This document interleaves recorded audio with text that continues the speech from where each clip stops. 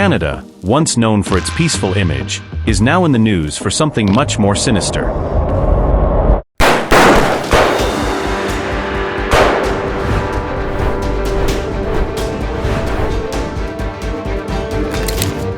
Violent gang wars and anti-India activities have taken root in Canadian soil, causing diplomatic tensions with New Delhi.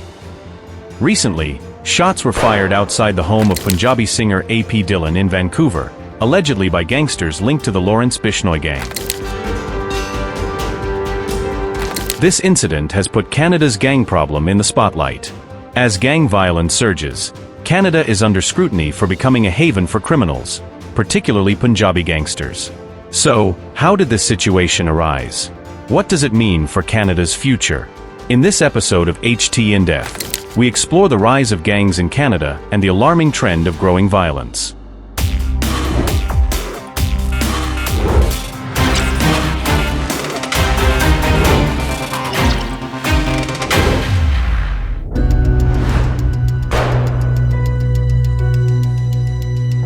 Canada's reputation as a peaceful multicultural nation is on the line. Reports of gang violence involving Punjabi gangs have been on the rise. This trend isn't new, but recent events have highlighted the growing influence of these gangs in the country. Recently, a shooting was reported outside the house of AP Dhillon, a popular Punjabi singer and rapper in Vancouver. This incident once again brought to light the issue of gang violence. The Lawrence Bishnoi Rohit Gadara gang claimed responsibility for this attack, pointing to a larger network of crime that stretches from India to Canada.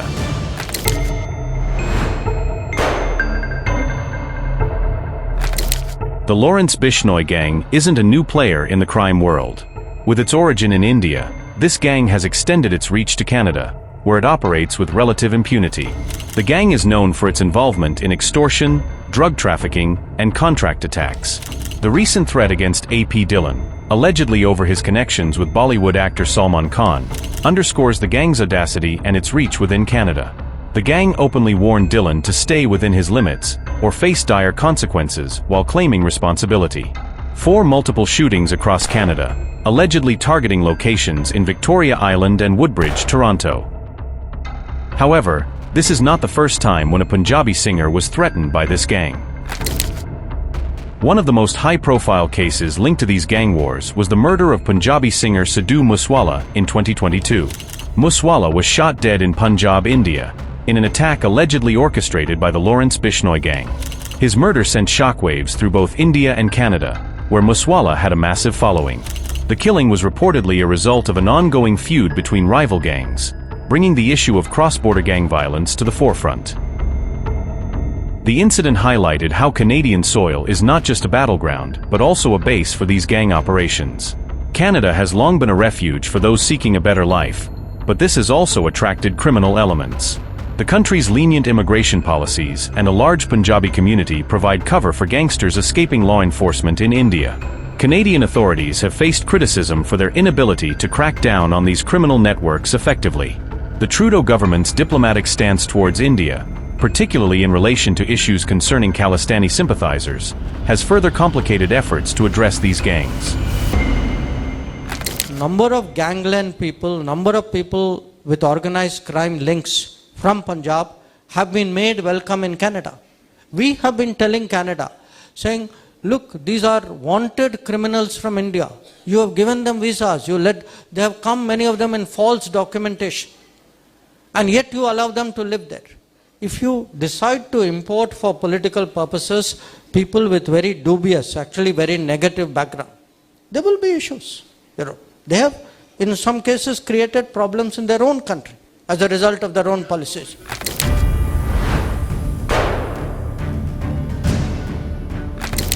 Punjabi gangsters in Canada are often intertwined with the Khalistan Bogi, a separatist campaign seeking an independent Sikh homeland in Punjab, India. This movement has found sympathizers in Canada, adding a political dimension to gang activities. Many of these gangsters, like Sukhdev Singh, have shown inclination toward pro-Khalistan outfits. This has further strained India-Canada relations, with India accusing Canada of providing a safe haven for separatists and criminals. The Canadian government's approach to these groups has been seen as lenient, allowing both gangsters and political radicals to flourish. in the last few years, Canada actually has seen a lot of organized crime, relating to, the secessionist forces, organized crime, violence, extremism. They're all very, very deeply mixed up. So, in fact, we have been, talking about specifics and information. We have actually been badgering the Canadians. We have given them a lot of information about organized crime leadership, which operates out of Canada. There are a large number of extradition requests.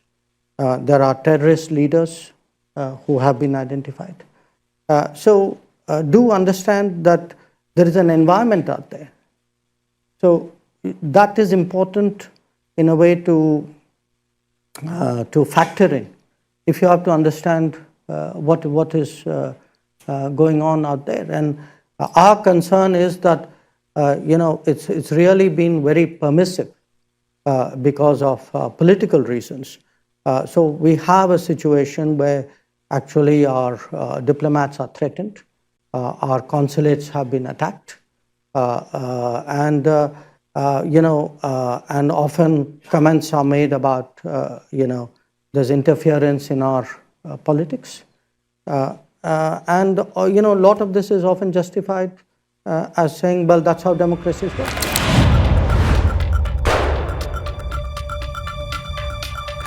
Since the 1980s, Punjabi gangs have been a part of Canada's underworld. The initial wave of Punjabi immigrants faced racial marginalization and cultural conflicts, leading some to form gangs for protection and power. Over time, these gangs have become more organized and violent. The gang culture among Punjabis has increasingly mirrored that of Latino and black gangs, with a focus on masculinity, power, and territory. This evolution has led to more violent and organized crime groups. One such example is Sukhdul Singh. Sukhdul Singh's story is a stark reminder of how Canada has become a breeding ground for gangsters. Singh, also known as Sukadanik, was a known criminal with ties to the Devinder Bambiha gang, another notorious Punjabi gang operating out of Canada. Singh arrived in Canada in 2017 using a forged passport and quickly integrated into the criminal underworld. Singh was murdered last year in Winnipeg, was a prominent figure in the Punjabi criminal underworld. Singh's death was a result of gang rivalry, underscoring the violent nature of these groups. His criminal activities included extortion and contract killings, and his ties to pro-Khalistan outfits further complicated his criminal profile. The murder of Sukhdul Singh is just one of many violent incidents involving Punjabi gangsters in Canada. In July last year, another Punjabi gangster, Karanveer Singh Garcha, was killed in a gang-related shooting in Coquitlam.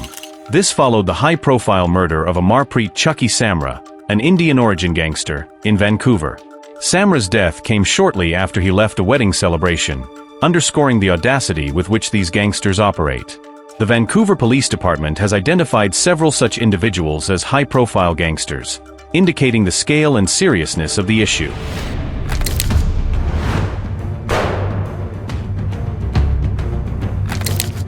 So why has Canada become a haven for these gangs? The answer lies in a combination of factors: a large Punjabi diaspora, relatively relaxed immigration policies, and a cautious diplomatic stance towards India. Many gangsters exploit these factors to escape justice in India, finding refuge and new opportunities in Canada. Additionally, Canada's liberal stance on free speech and political expression has allowed pro-Khalistan sentiments to flourish, further complicating efforts to crack down on these groups. The result is a perfect storm where gangsters and separatists can operate relatively freely. The rise in gang violence has also coincided with deteriorating diplomatic relations between India and Canada. India has accused Canada of harboring criminals and supporting anti-India activities, while Canada maintains that it protects freedom of speech and political dissent.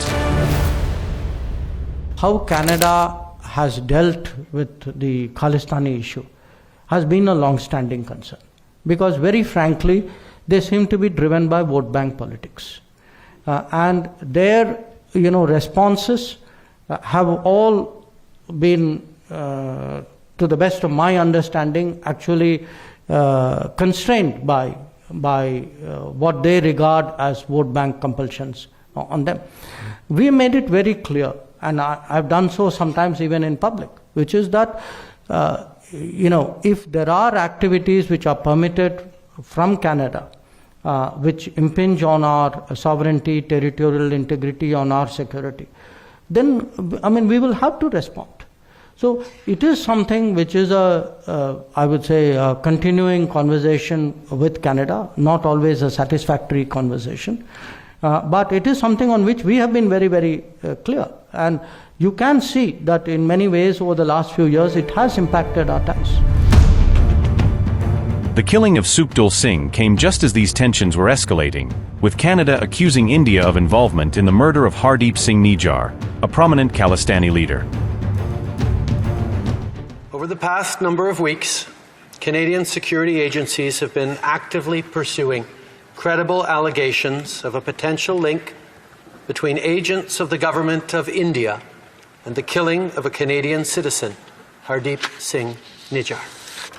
Any involvement of a foreign government in the killing of a Canadian citizen on Canadian soil is an unacceptable violation of our sovereignty. Canadian law enforcement agencies are now under intense scrutiny. They are being criticized for their handling of gang violence and their inability to curb the activities of these criminal elements. With no official statements yet on the recent shootings outside AP Dhillon's house, questions are being raised about Canada's seriousness in addressing the growing gang problem.